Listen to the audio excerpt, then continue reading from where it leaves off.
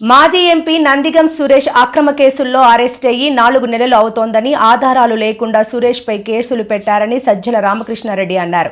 మంగళవారం గుంటూరు జైల్లో సురేష్ ను పరామర్శించిన తర్వాత సజ్జల మీడియాతో మాట్లాడారు.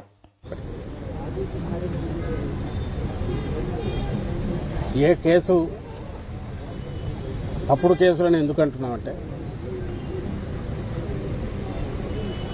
దాని మీద ఎక్కడ ఆధారాలు లేనివన్నీ తీసుకొచ్చేసి అప్పటికప్పుడు తయారు చేసిన వీటితో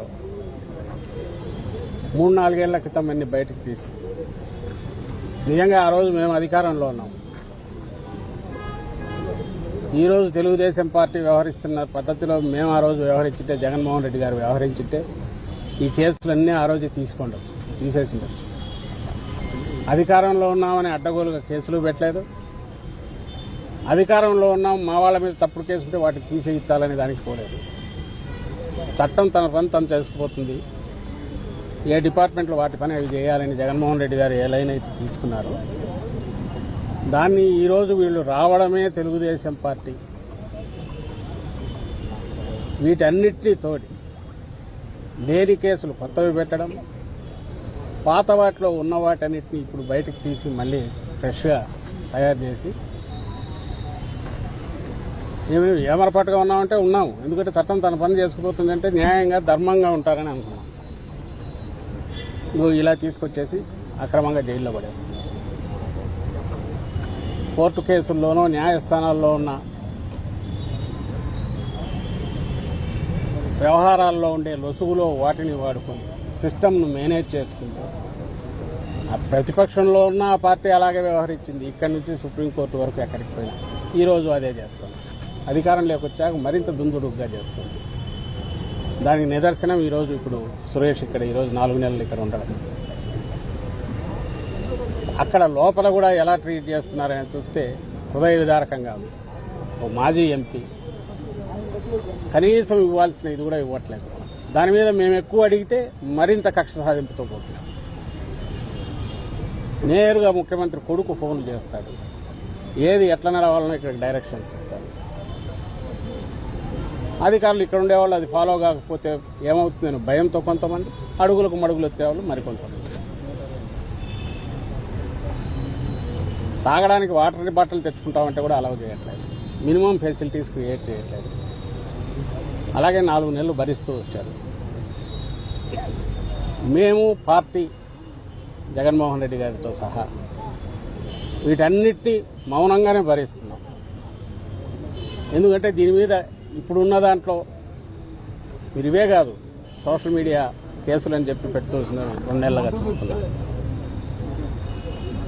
మామూలు కక్ష సాధింపు కాదు, దీన్ని తొక్కేయాలి, ఈ పార్టీ వైఎస్ఆర్సీపీ ఉనికి లేకుండా చేయాలి, బెదరగొట్టాలి, టెర్రర్ క్రియేట్ చేయాలనే పద్ధతిలో కేసుల మీద కేసులు పెడుతున్నారు. పీటీ వారెంట్లను తిప్పుతున్నారు. ఈరోజు ఆమె సుధారాణి ఆమె రోజు రిలీజ్ అవుతుందని అంటున్నారు. 3 పిల్లల తల్లి, భార్యాభర్తను ఇద్దరిని జైల్లో వేసేశారు. కేవలం ఎప్పుడో 2-3 ఏళ్ల క్రితం పెట్టిన సోషల్ మీడియా వీటి పోస్టింగ్ల గురించో, లేదా నార్మల్ దీంట్లో సోషల్ మీడియా అంటే ఉండే వ్యక్తిగత స్వేచ్ఛతో వాళ్ళు పెట్టిన పోస్టులు చూసుకుని అది జగన్మోహన్ రెడ్డి గారికి సపోర్ట్ అంటే చాలు. వాళ్ళు మా పార్టీ కార్యకర్తలు కూడా కానక్కర్లా, ఆయన అభిమానించే వాళ్ళు అయితే చాలు. రాత్రి తీసుకెళ్తున్నారు. ఇప్పుడు ఇక్కడే ప్రేమ్ ఎక్కడ ఉండాలా, ప్రేమ్ మీ గుంటూరులోనే జరిగింది. వారం క్రితం, 2 వారాలు అవుతుంది. 12 రోజులు తెల్లవారుజాము 3 గంటలకు వచ్చి తీసుకోవడం ఏంటి? సోషల్ మీడియాలో యాక్టివ్గా ఉండేవాళ్ళు అందరినీ టెర్రరైజ్ చేసి, ఇంట్లో వాళ్ళందరినీ, ఆడవాళ్లను బెదరగొట్టి, ఎప్పుడో 30 ఏళ్ల క్రితం చూసేవాళ్ళం నక్సలైట్లను తీసుకెళ్లేవాళ్ళని. కనీసం వాళ్ళని చూస్తే భయం ఉండేది వీళ్లకు. అందుకే పోలీస్ స్టేషన్ పీటీ వారెంట్లు ఇట్లా తిప్పేవాళ్ళు కాదు, ఏడ పట్టుకుని వాళ్ళు తంతారు వాళ్ళు. వీళ్ళని మా వాళ్ళను ఇప్పుడు సోషల్ మీడియా యాక్టివిస్ట్ అని రాత్రులు తీసుకెళ్ళడము, శ్రీకాకుళం నుంచి తడ తీసుకెళ్తారు, తడ నుంచి ఇంకో దగ్గరికి తీసుకెళ్తున్నారు. హెరాస్మెంట్ అంటే ఎట్లుంటుంది, ఇదిగో ఇట్లా ఉండాలి అని కూడా మాకు నేర్పిస్తుంటారు.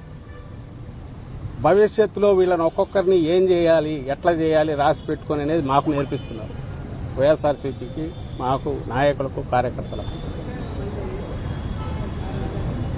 జగన్మోహన్ రెడ్డి గారు ఇందులో 5% 1% అయినా ఈ ధోరణితో వ్యవహరించే వాళ్ళు అయింటే చంద్రబాబు నాయుడు మేము వచ్చిన 3 నెలలకే జైల్లో ఉండేవారు.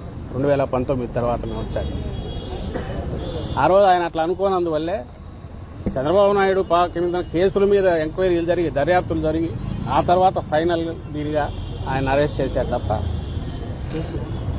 ఇప్పుడు ఈ రోజు చంద్రబాబు నాయుడు రాగానే ఏం చేస్తున్నాడు? 3 నెలల్లో తన కేసులు ఎట్లయితే ఇచ్చాలని ఆయన చూసుకుంటున్నాడు.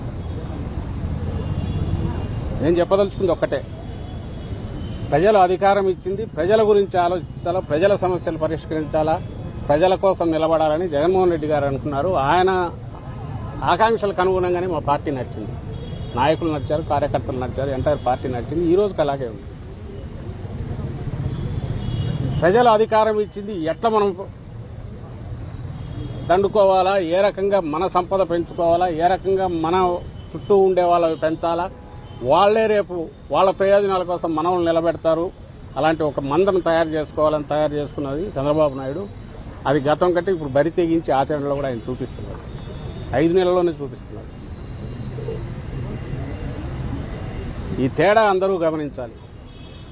మౌనంగా ఉన్నాము ఇదంటే చేతకాక కాదు, గతంలో చేతకాక కాదు, ఫ్యూచర్లో కూడా చేయలేక కాదు. ప్రజలు మనకు అధికారం ఇచ్చింది, ప్రజలను చూసుకోవాలా. ఆ ఉద్దేశం లేకపోతే ఎట్లా వ్యవహరిస్తారో ఆ ఉద్దేశం లేదు. ప్రజలకు క్వశ్చన్ చేయకుండా డైవర్షన్ పాలిటిక్స్ ఎట్లా చేయాలనేది చంద్రబాబు నాయుడు ఏం చేస్తున్నాడు, అది ఎల్లకాలం చెల్లవు. కొత్త పద్ధతులకు పోతున్నారు. సాక్ష్యాలు సృష్టించడము, ఎవరితోనో రాయించుకోవడము, కన్ఫెషన్లను చేయడము, అరెస్టులు చేయడము. ఏమో మా చేత కాదా? 3-4 గంటల్లో మేము రామా? వచ్చిన తర్వాత మేము ఆపితే మాత్రం ఆగుతారా మా వాళ్ళు?